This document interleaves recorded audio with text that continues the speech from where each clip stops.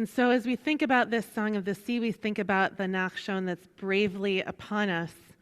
I want to ask Zach, who we're going to call our Nachshon for this week, to come join us on the Bima. And why, might you ask, am I saying that Zach's our Nachshon? So Zach went on a trip to Israel with the teens of Omaha over winter break and volunteered, came to us and said, I want to share with the community about my experience. Now, I know that this might not sound so impressive to everybody, but take it from me and also Cantor, that very rarely do teens come to us and say, please let me speak from the Bima. I want to talk to the community and share with them all that I experienced. So I'm delighted to welcome Zach to our Bima, back to our Bima. He's been on it many times, and invite him to share a little bit about his trip and give our gratitude for being our Nachshon. All right, Shabbat Shalom. Shabbat Shalom. I'm excited to share my reflections on my time in Israel on the Federation's Teen Israel Experience trip, about what I experienced, learned, and gained from the trip. As you all know, Israel is talked about over and over again in Judaism, whether it's in Torah or in prayers.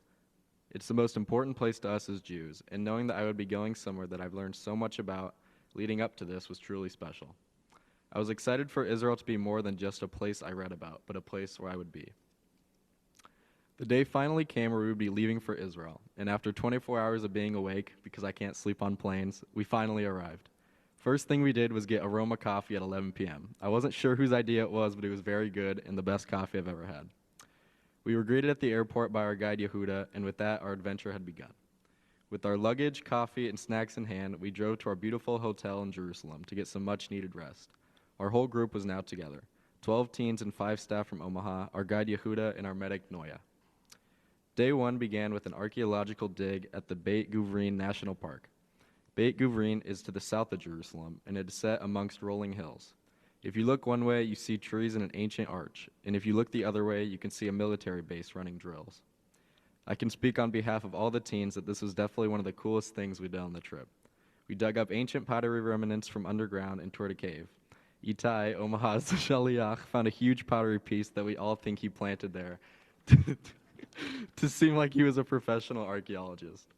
And speaking of Itai, the bus almost left without him whilst we were at the dig site. But we had to go back for him, unfortunately. Following lunch at an outdoor mall, we began the next part of our day, which had a very different tone. We drove further south towards the Gaza envelope to a city called Sderot, which had been invaded and attacked by Hamas on October 7, 2023. We began at a memorial site where the police station had been prior to it being seized and ultimately destroyed. We then went to an overlook where you can see into Gaza from the top of a hill only miles away from the border. Itai talked to us about his experience with his soldiers in a building only minutes away on the days following October 7th. Our next stop was the Nova Music Festival memorial site, where 364 people lost their lives on October 7th, and where many others were kidnapped and taken hostage. After October 7th, I became very involved in spreading awareness about what had occurred in Israel, whether it was reposting things on my Instagram story, having deep conversations with friends or family, or even answering questions that people might have had about the attacks. I wanted to do what I could to create awareness and open people's eyes to what had happened. Visiting a place that I talked about so much and mourned over so much was quite emotional for me. We had some time to walk around and visit the memorials of the people who were murdered there. Many of these memorials are elaborate, sharing pictures, stories, and memories of the people who had died while enjoying music, dancing, and pursuing joy. The first memorial I went up to was in memory of Hirsch Goldberg Polin, the American-Israeli that was held hostage for over 11 months and murdered. When I walked up to his memorial, it was almost like he was really there standing in front of me, and not just him, but all the memorials I visited. It felt like they were all still there. It was a different feeling than I've ever felt before. I took some more time reading other victims' memorials, but every couple minutes something would draw me back to Hirsch's. Every time I walked up there, I got the chills and felt a type of grief that I've never felt in my life before. I felt like I knew him personally and that I was mourning a good friend.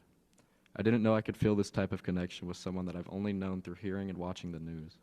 My emotions were very heavy that afternoon after walking through all the memorials. After visiting the Nova Festival site, we headed to a place called Shuva Junction. Moshav Shuva is an Israeli farm located 4 miles east of the Gaza border. Its fields became a hub for Israeli army operations during the Hamas mass terror attack on October 7th. Among others, initial medical treatment was provided at its main junction. Here we met Dror, one of the Shuva brothers, who saw a need for more than just medical care at a time of crisis. He wanted to create a place where soldiers could stop on their way in or out of Gaza to share a meal, get supplies, and have a place to relax. What began as a few tables and coffee urns has grown into more or less a permanent fixture. As more people heard about what Dror and his brother were doing, they brought tables, chairs, grills, essential supplies, and so much more. Dror talked about his experiences after the war and how he started this place from the ground up. During our visit, anytime soldiers came by, he made a point to stop and greet them, welcoming them in. He left us with some very moving and motivational words which stuck with all of us. We took a group photo, I gave him a big hug, and we headed to Jerusalem to get some rest. The next day, we explored the old city of Jerusalem. Before we went in, we went up to the Haas Promenade, which gives an incredible view of Jerusalem. We said the Shehekianu and even began to dance with other groups who were up there celebrating their own arrivals into Israel. We went through the water tunnels built by King Hezekiah. The water was about up to our knees. It was a really fun and interesting experience. After that, we dried off and changed our clothes because we were visiting the Kotel for the first time.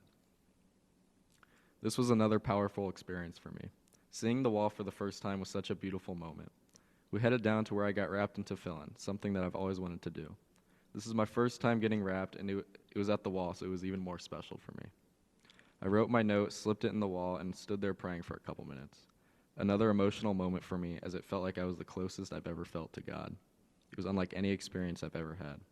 I felt like God was in front of me listening to my prayers. After we wrapped up at the wall, we headed back to the bus and headed to the Machain Yehuda Market, aka the Shuk, in Jerusalem. It was very crowded, but also very fun to walk around. There was so much to see, and it felt a little overwhelming. At this point, we had walked through some of the most ancient and modern parts of Israel's history. Our next stop was equally as important, as we visited the Yad Vashem Holocaust Museum, which was very sad and very informational. Again, this was so much of what I'd only read about, now being presented right in front of my eyes. Seeing the yellow stars that Jews were forced to wear, uniforms from one of the concentration camps, and seeing replicas of the train tracks that replicated the entrance to Auschwitz. As heavy as we knew this would be, it was very meaningful and important for us to be there. Our next stop was the Har Herzl National Military Cemetery, where we went to the gravesite of Itai's friend Roy, who was killed in action. Itai spoke about his friend, and it was clear that Roy was a very important person in his life, and it made us all a little emotional hearing Itai share something so personal with us. We also saw the gravesite of Michael Levin. Michael was from America and made Aliyah to serve in the IDF. He died in combat, and his parents established a center in his memory for lone soldiers, which are soldiers who have made Aliyah and do not have family there in Israel. It was time for a short stop at the hotel to change for Shabbat at the Kotel. I was very excited to see what the Kotel would be like on Shabbat. Needless to say, it was very crowded and many people were singing and dancing. We got down there and started to pray.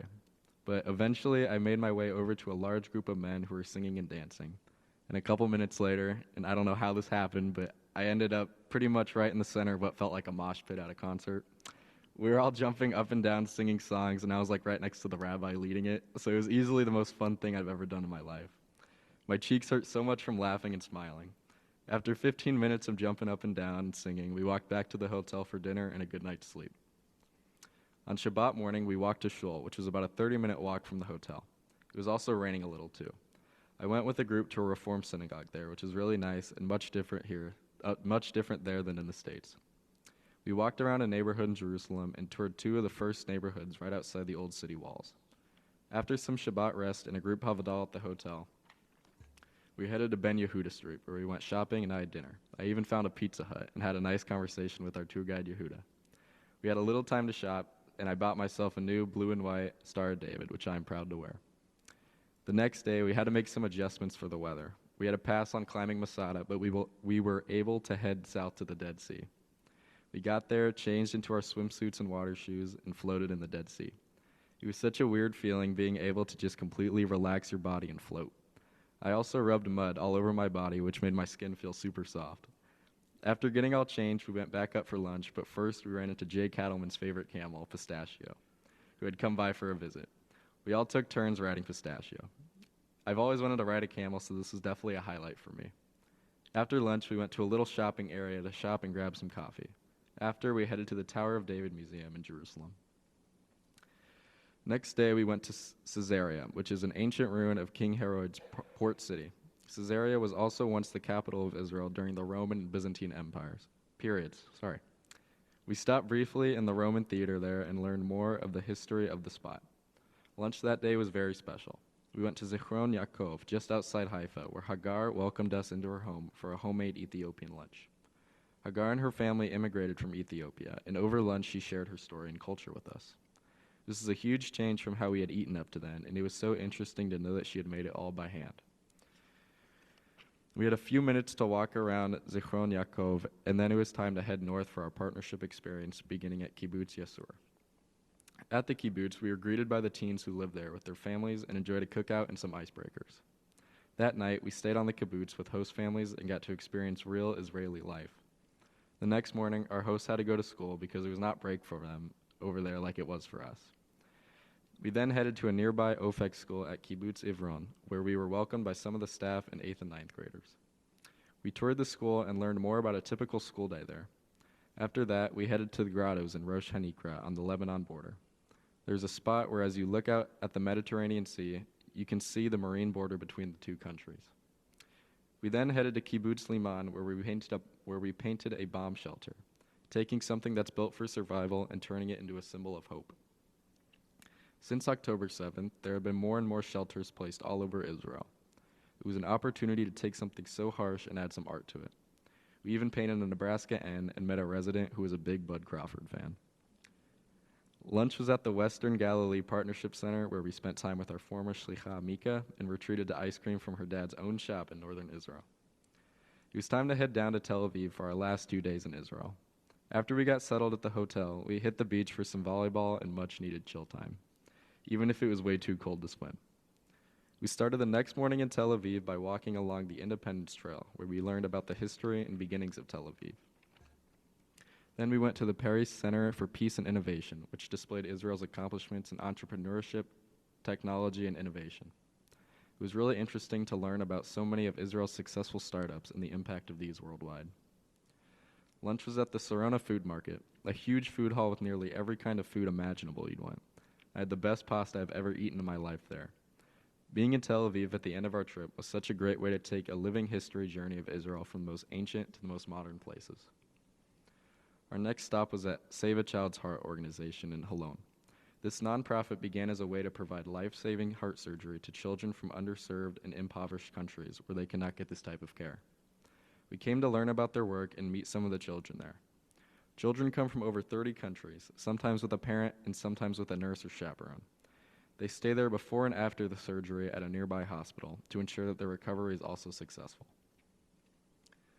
This was a very touching night for me as I met a young boy named Prince. He spoke very little English, but even with a language barrier, I still figured out ways to make him laugh.